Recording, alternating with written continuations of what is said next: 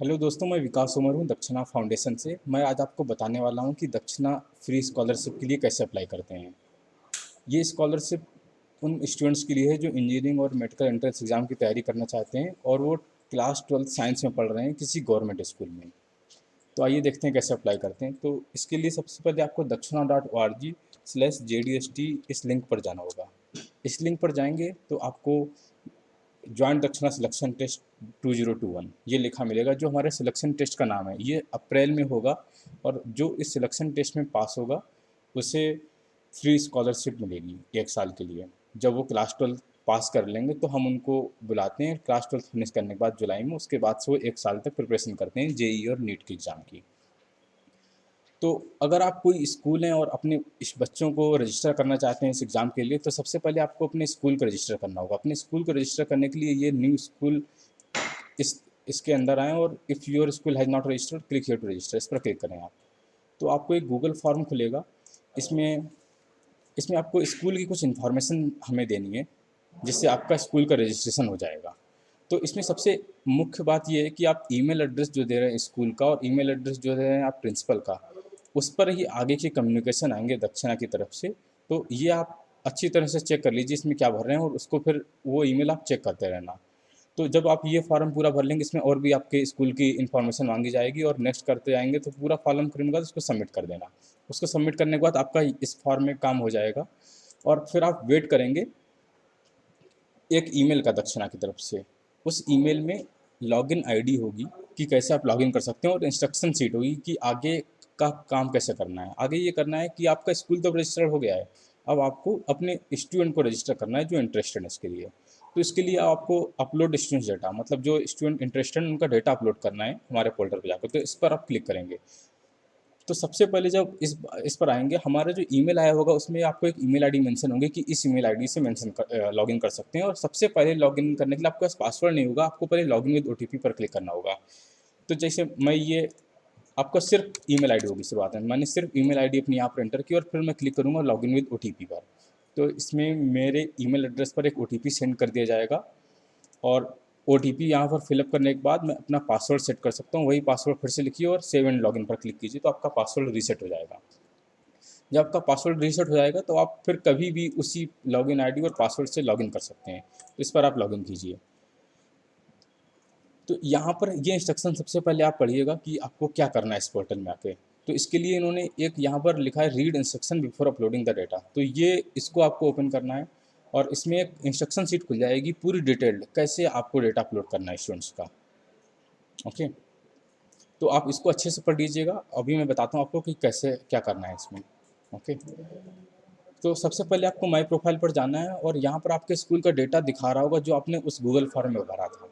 अगर इसमें अगर आपको लगता है कि कुछ डेटा गलत है आपका तो आप उसको फिर से उसको चेंज कर सकते हैं और अपडेट इन्फो पर क्लिक करेंगे तो अपडेट हो जाएगा।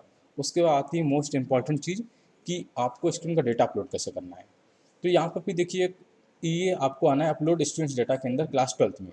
इसके अंदर हमें अपलोड करना है स्टूडेंट्स डेटा। तो यहाँ पर आप बीच में देख रहे हैं click here to view download instructions. तो इसमें भी अगर आप क्लिक करेंगे तो वही इंस्ट्रक्शन खुलेंगे। ये इंस्ट्रक्शन हम बार बार आपको दिखा रहे हैं, हमने ईमेल में भी आपको ये लिंक भेजा था ताकि आप ये शीट पढ़ लें, क्योंकि ये शीट बहुत ज़रूरी है आपका पढ़ना स्टूडेंट्स का डेटा अपलोड करने के लिए। तो ये शीट आप पढ़ लीजिएगा। मैं आपको बता दे रहा हूँ कि कैसे स्टूडेंट डेटा अपलोड करना है। तो सबसे पहले आपको डाउनलोड टेम्पलेट पर क्लिक करना है। तो आपको एक फ़ाइल डाउनलोड हो जाएगी CSV फाइल। इसको अगर आप ओपन करेंगे तो ये एक्सेल फाइल एक खुलेगी।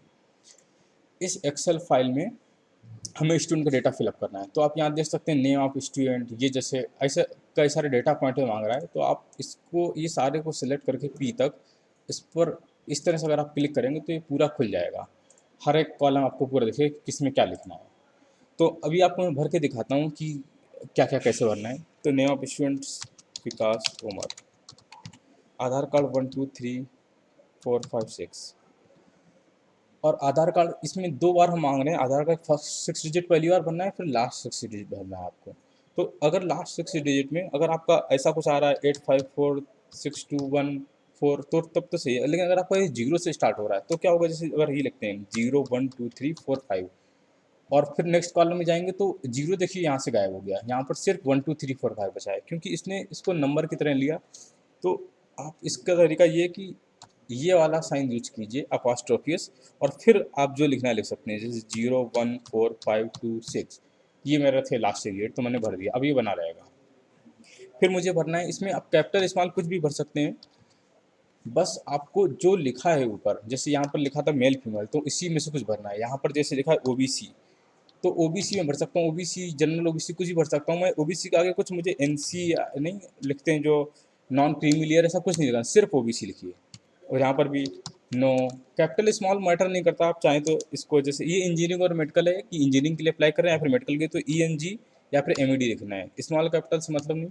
अब यहाँ पर डेट ऑफ बर्थ लिखना है आपको, तो DDMMYYYY, ये फॉर्मेट। अगर आप कभी भी कोई भी आप इसको कन्फ्यूजन आ रही है सीट भरने में, तो आप वो जो इंस्ट्रक्शन शीट थी उसमें जाइए, और ये जो स्टेप 4 में टेबल दी गई है, इसमें सब लिखा हुआ है कि कैसे आपको क्या क्या डेटा इनपुट भरना है उसमें।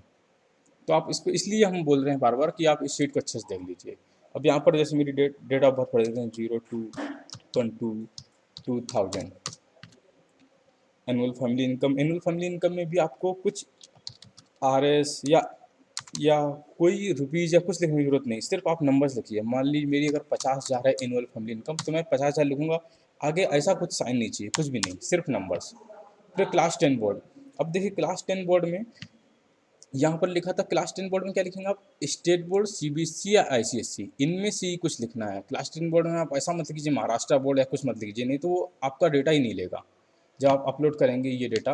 तो इसमें आप लिख देते हैं, जैसे अगर आपका स्टेट बोर्ड है, CBSE ICSE जो भी स्टेट बोर्ड है अगर आपका, तो स्टेट बोर्ड लिख देते हैं। स्टेट बोर्ड के बीच में, स्टेट और बोर्ड के बीच में स्पेस जरूर देना है, नहीं तो फिर से डेटा नहीं लेगा। और इसमें आपको स्टेट लिखना है, तो जैसे अगर मान लीजिए मेरा स्टेट गोवा है तो मैंने गोवा लिख दिया। अब क्लास 10 टोटल परसेंटेज में आपके जो भी 10th परसेंटेज आए हो, अगर मान लीजिए 75.6 आए हैं तो वो लिख दिया मैंने। अगर यहाँ पर ग्रेड पॉइंट मिला है तो आप उसको, जो भी आपका ग्रेड पॉइंट टोटल, उसको 9.5 से मल्टीप्लाई करेंगे और उसके बाद यहाँ पर लिख देंगे। अब क्लास 10 मैथ्स परसेंटेज है, यहाँ पर अगर मेरा 10 ग्रेड पॉइंट आया है तो मैं उसको 9.5 से मल्टीप्लाई करके 95 लिख दूंगा, या फिर मुझे परसेंटेज सीधे मिला हुआ है 93.6, ऐसे। इसी तरह से इसमें भी। और स्टूडेंट मोबाइल नंबर में भी आप 10 डिजिट का ही कोई इनपुट दे सकते हैं, क्योंकि इस नंबर पर आपका एडमिट कार्ड वगैरह भी आएगा। और स्टूडेंट ईमेल आईडी में या तो अगर कोई स्टूडेंट का ईमेल आईडी है तो दे सकते हैं, जैसे स्टूडेंट मोबाइल नंबर में भी उनके पेरेंट का मोबाइल नंबर भी दे सकते हैं, क्योंकि हम जो एडमिट कार्ड भेजेंगे स्कूल को तो भेजेंगे ही, और साथ में जो स्कूल का जो ईमेल एड्रेस और फ़ोन नंबर उस पर तो आएगा ही, और साथ में जो स्टूडेंट का मोबाइल नंबर ईमेल एड्रेस पे भी आएगा। तो अगर स्टूडेंट का ईमेल आईडी नहीं है तो आप स्कूल का भी ईमेल आईडी दे सकते हैं। और अगर आप कई सारे स्टूडेंट का डेटा भर रहे हैं तो यहाँ पर जो भी डेटा दे रहे हैं, ये फिर से वही आपको सब कुछ फॉलो करना पड़ेगा जो मैंने आपको बताया। उसके लिए आप उस शीट को रेफर कर सकते हैं, और यहाँ पर जो ईमेल एड्रेस दे सकते हैं, चाहे तो आप सेम ईमेल एड्रेस स्कूल का दे सकते हैं, सबका एडमिट कार्ड सारे बच्चों का उस पर आ जाएगा। अब ये करने के बाद अब इस फाइल को आप सेव कर लीजिएगा। बस बस सेव करना है आपको, किसी इसका फॉर्मेट नहीं चेंज करना है, इसका .csv फॉर्मेट इस फाइल का, कुछ चेंज नहीं करना है। और अब आपने सेव करने के बाद इस फाइल को क्लोज कर दीजिए। अब अपने ब्राउज़र पर फिर से आ जाते हैं और अपलोड 12th स्टूडेंट्स डेटा, इस पर क्लिक करेंगे। इस पर क्लिक करने के हमें एक फ़ाइल चूज करनी है। ये मैंने जो फाइल हमने जो सेव की होगी उसको डाउनलोड्स में हमारे पास डाउनलोड हुई वो फाइल, तो वहीं पर हमने हमारा डेटा सेव हुआ होगा। इस फाइल को ओपन कर देना है, और यहाँ पर वो फाइल आ गई, और फिर अपलोड डेटा सेव्ड सक्सेसफुली, ये इसने मुझे मैसेज दिया, और यहाँ पर जो भी मैंने डेटा भरा था वो आ गया। तो उस सीट में आप 10, 8 जितने भी स्टूडेंट हैं सबका डेटा भर सकते हैं। लेकिन अगर मान लीजिए आपने कुछ स्टूडेंट का डेटा गलत भर दिया है या उसमें कुछ चेंज करना है, तो आप यहाँ से इसको डिलीट बटन यूज कर सकते हैं। तो ये पूछ रहा है are you sure you want to remove this record, तो अगर आपको हटाना है तो हटा सकते हैं। और ये प्रोसेस आप, जैसे अगर मान लीजिए आपके पास 4 स्टूडेंट्स यहाँ पर दिख रहे हैं, यहाँ पर आपको 4 स्टूडेंट दिख रहे हैं, अगर आपको कुछ और स्टूडेंट का रहेगा डेटा अपलोड करना, तो फिर से आप यही प्रोसेस कीजिए, डाउनलोड टेम्पलेट, और फिर से नए स्टूडेंट का डेटा डाल दीजिए। इन स्टूडेंट का डेटा दोबारा डालने की जरूरत नहीं है, इनका ऑलरेडी अपलोड हो गया है। नए स्टूडेंट का डेटा फिर से वही फाइल में जिस तरह से मैंने आपको बताया लिखिए, और फिर से अपलोड कर दीजिए। तो वो जो स्टूडेंट आपने नए ऐड किए हैं उनका नाम भी यहाँ पर सक्सेसफुली, अगर आप आपने पूरा डेटा अच्छे से डाला होगा तो यहाँ पर आ जाएगा। और यहाँ पर एक लास्ट डेट भी दिखा रहा है। तब तक ये जो प्रोसेस है आपकी, इन स्टूडेंट डेटा डिलीट करना है या फिर आपको नए स्टूडेंट करना है, ये प्रोसेस आप कर सकते हैं। यहाँ पर जो लास्ट डेट लिखी होगी तब तक आप कर सकते हैं। तो बस आपको यहाँ तक ही करना है, यहाँ पर आप स्टूडेंट का डेटा अपलोड कर दीजिए और उसके बाद आप लॉग आउट कर सकते हैं। और ये जो पेज था dakshinra.org/JDHT, इस पर और भी इंफॉर्मेशन मौजूद है कि सिलेबस और वीडियो लेक्चर लिंक भी हैं जो आने वाला है जेडीएस टेस्ट में, और जेडीएस टेस्ट के रिलेटेड या दक्षिणा स्क्वाड से रिलेटेड जो आपके क्वेश्चन है, इस पर आप क्लिक करेंगे फ्रिक्वेंटली आस्क्ड क्वेश्चन पर, तो ये क्वेश्चन आंसर आपको मिल जाएंगे। और फिर भी अगर आपको हेल्प चाहिए तो आप व्हाट्सएप पर इस लिंक पर क्लिक करें और आप मैसेज कर सकते हैं व्हाट्सएप पर हमें। अच्छा, तो ये हो गई स्कूल के लिए कैसे अप्लाई करना है। पहले आपने गूगल फॉर्म भरा, आपको एक ईमेल आया हमारी तरफ से, और आपने उस ईमेल में जो स्टेप्स दिए गए तो उसको फॉलो किया स्टूडेंट का डेटा अपलोड करने के लिए। और तो ये स्कूल की तरफ से हो गया अपलोड डेटा। लेकिन अगर आप इंडिविजुअली अप्लाई करना चाह रहे हैं तो आप बस इस लिंक पर जाइए, स्टूडेंट्स के लिंक पर, और यहाँ पर क्लिक कीजिए। तो कुछ इंस्ट्रक्शंस होंगे यहाँ पर, इन आप इसको पढ़ लीजिए, ओके ओके कंटिन्यू, और अपना डेटा अपलोड कर दीजिए। यहाँ पर भी आप जो ईमेल एड्रेस और मोबाइल नंबर देंगे, इसमें आप अपना ही दीजिएगा। अगर आप इंडिविजुअली अप्लाई कर रहे हैं, स्कूल को मत दीजिए, क्योंकि आप स्कूल के थ्रू नहीं अप्लाई कर रहे हैं तो आपका एडमिट कार्ड स्कूल को नहीं आएगा। इसलिए ईमेल एड्रेस और मोबाइल नंबर अपना ही दीजिए, और जो भी मोबाइल नंबर दे रहे हैं आप उसको अपने पास रखिएगा फॉर्म भरते टाइप, क्योंकि ओटीपी जाएगा वेरीफाई करने के लिए।